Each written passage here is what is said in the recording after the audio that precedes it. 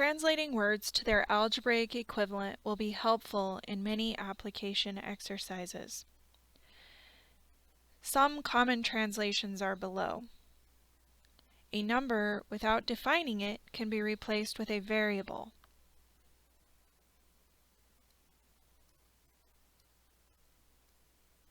Like n if it's a number, or x if it says find the unknown. The sum references addition.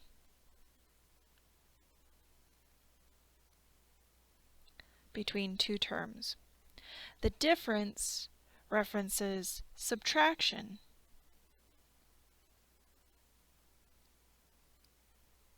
Between two terms.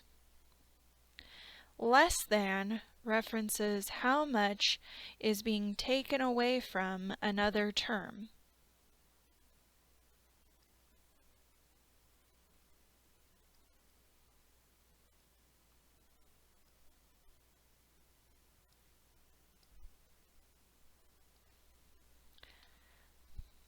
This is when you're comparing two terms. The product references multiplication between two terms.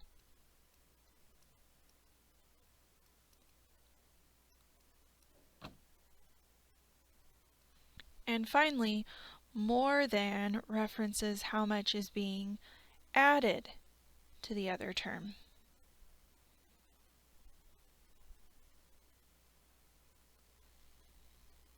This is just a common introduction, and there are definitely more phrases in the English language than this, but these are the most common ones.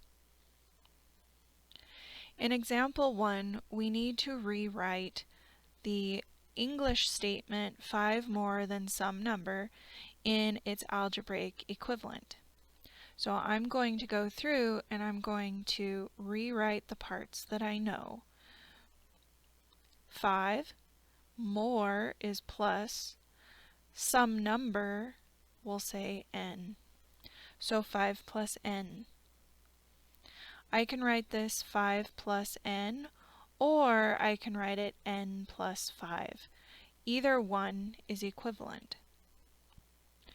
In example 2, the sum of a number, so we need to add something.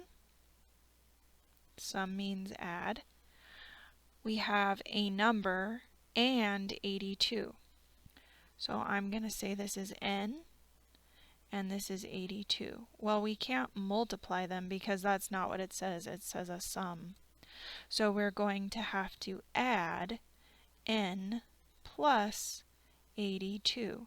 Notice I am having to rearrange the order because of how English is ordered to make sense. Doesn't necessarily translate directly into the order that math is listed. So the sum of a number and 82 means you're adding this n plus 82.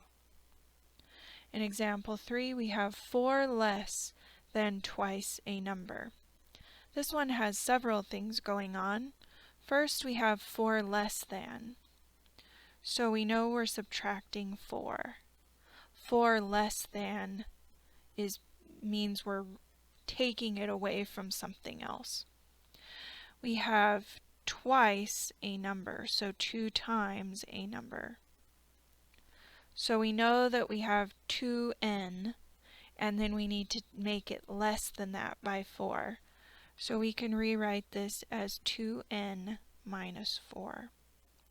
Notice that in almost all these instances, we can rearrange the order in which the terms are presented. It still makes sense, but becoming comfortable with that order is very important. In example 4, the expression is the difference between a number squared and 5. So the difference references subtraction. It's comparing a number, so we'll say this part here, a number is n, and we know we need to square it because of this word squared, so n squared, and 5, so 5 is the other part. So the difference between n squared and 5 means that we need to subtract one from the other. Now, usually we would figure out which one was the bigger number and then subtract the smaller number from the bigger number. In this case, we don't know if n squared is the bigger number or not, but we'll assume that it is. So we can write this as n squared minus 5. This would give us the difference between the two.